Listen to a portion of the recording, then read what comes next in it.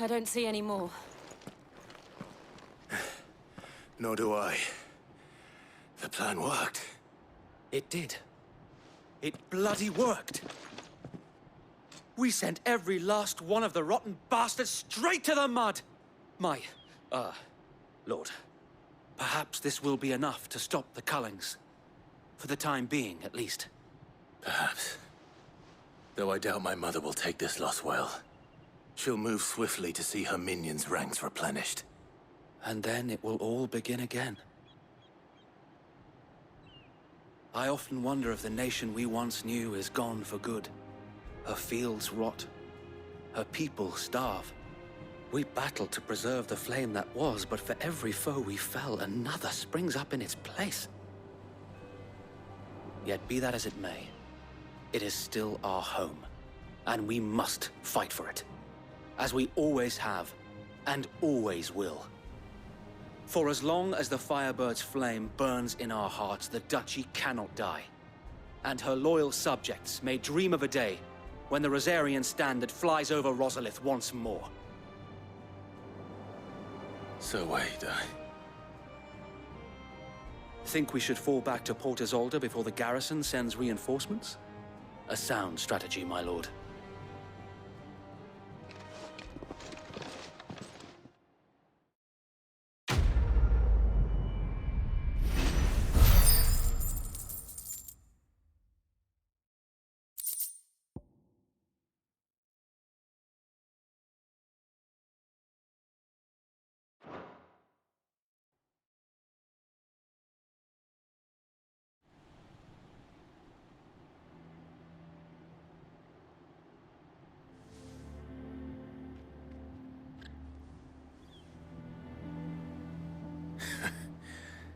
And how long has my uncle been funding you and your comrades' endeavors? Since the beginning. Lord Byron was the first person I turned to after forming the Guardians. And had I known of this tunnel back then, I wouldn't almost have been hanged by the city guard for trying to sneak over the wall. I suppose a formal request for an audience would have appeared suspicious. And appearances must be maintained. Were the Vice-Regency to catch wind of Lord Byron's involvement in our movement, they'd seize his estate and send him to the gallows, where he would be of no use to anyone. And so, though it sickens him to the soul, he plays the part of the loyal lord, knowing that one wrong move might prove his downfall. It is why he remains ever vigilant. Don't be surprised if he refuses you an audience, especially since you're famously dead. Then I will have to think of a way to prove that I am neither wraith nor wrongdoer. I might have something which could help with the latter. It's the mark of the Guardians. Display it, and those who love Rosaria will know where your loyalties lie.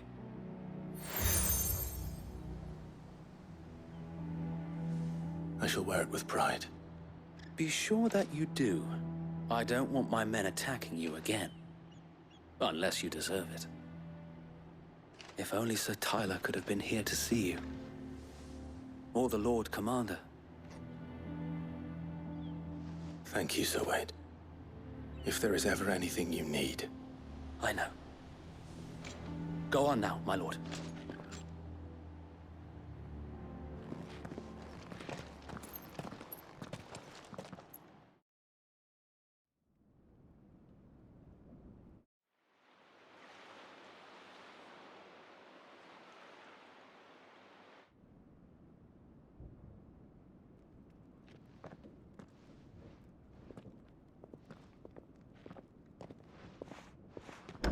How accommodating.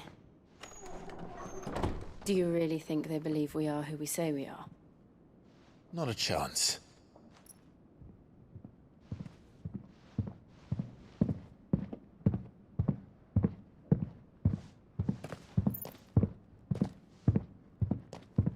Right to guess, my uncle believes we're imposters here to rob him, and means to string us up himself.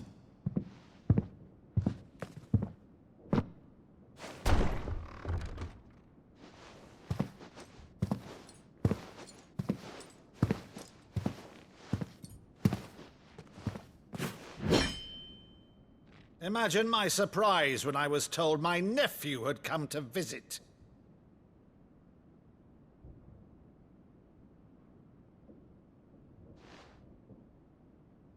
Clive Rosefield died long ago. And for uttering his name here, you shall pay with your tongue!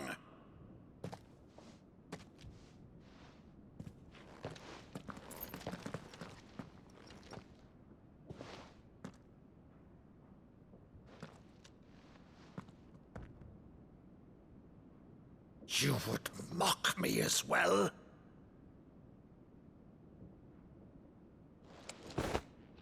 It is I, Sir Crandall of Camelot, loyal servant to Her Serene Holiness, Saint Sybil the Unshod. Meadow, thou vile sorcerer, for thy crimes against church and crown, I shall have thy head.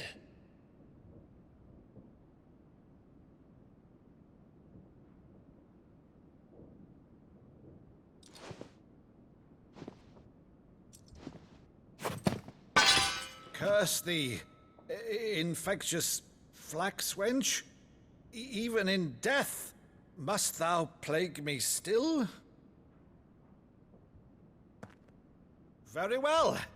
I shall open the gates of hell, that thou might see thy charge once more.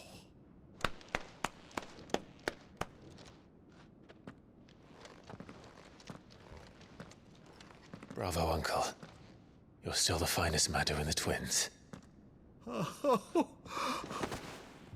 Clive, my dear boy, it's really you.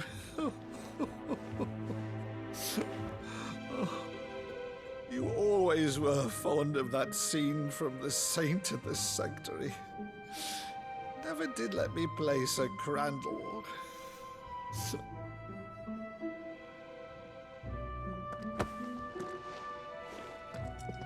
I have a favor to ask, Uncle Byron.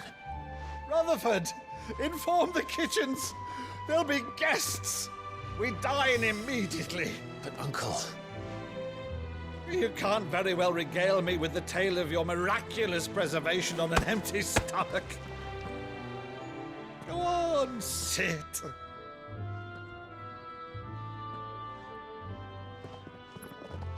See that you use the good plates, Rutherford.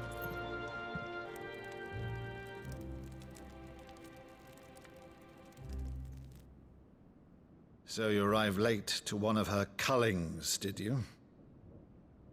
Since becoming Vicereine, Annabella has been a constant thorn in Rosaria's side, but these atrocities are a new low.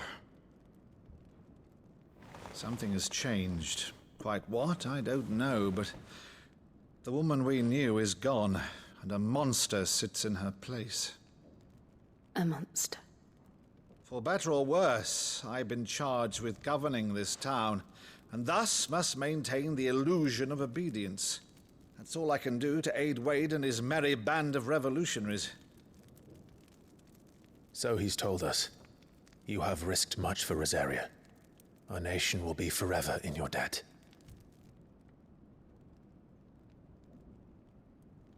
It has been 20 years, Clive. The nation your father and your forefathers fought to defend is no more. Perhaps it would be otherwise had I the courage of my brother.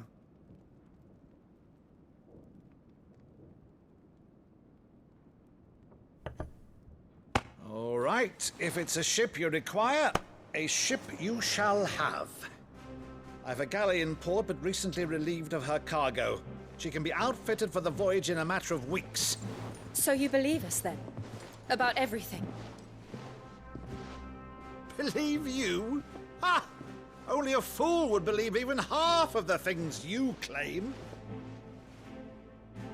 But until tonight, only a fool would have believed my nephew still lived. And besides, I have it on good authority that Clive is telling the truth. Whose authority? Your own, of course. You've always been a terrible liar. Is that true? It's not untrue. Let's say no more about it, eh? It wouldn't do to linger on my nephew's greatest failing.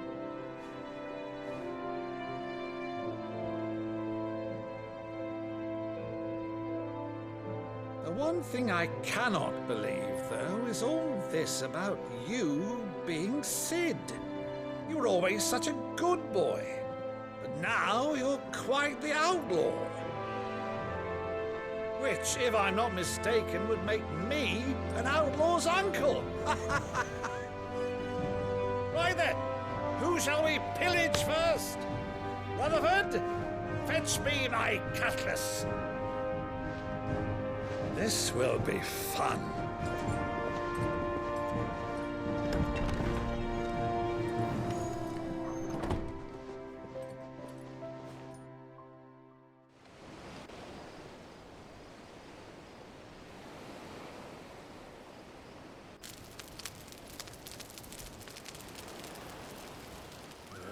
Over there. Go on. She's a fine ship, isn't she? Once outfitted, she'll bear us across the boiling sea to Drustenus in the space of 3 days.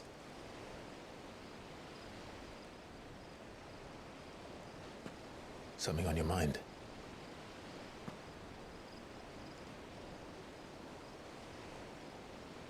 Monsters. When I served the Iron Kingdom, I did so because I saw no other choice. Because once they learned that the lash would not move me, they turned it on those who could.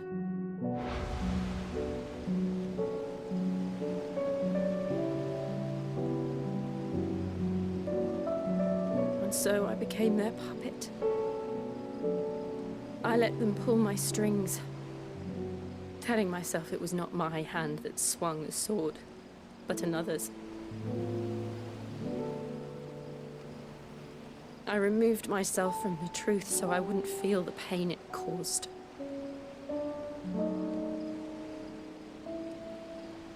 And before I knew it,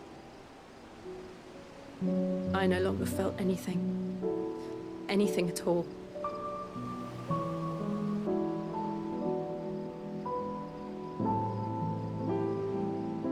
I had become a monster. Jill.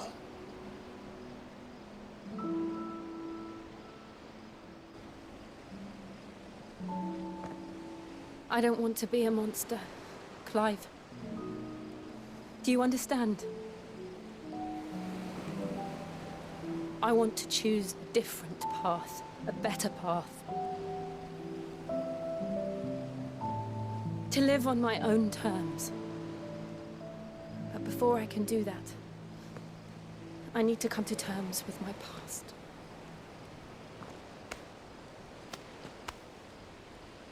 And when you do, I'll be standing there with you, just as you stood with me.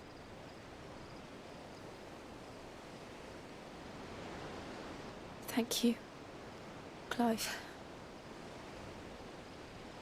I must atone for my sins.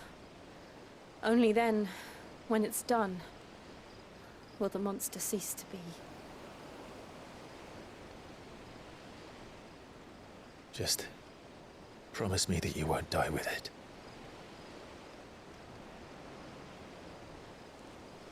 Now, let's get some sleep. The journey back to Benamir is long, and there is much to tell the others.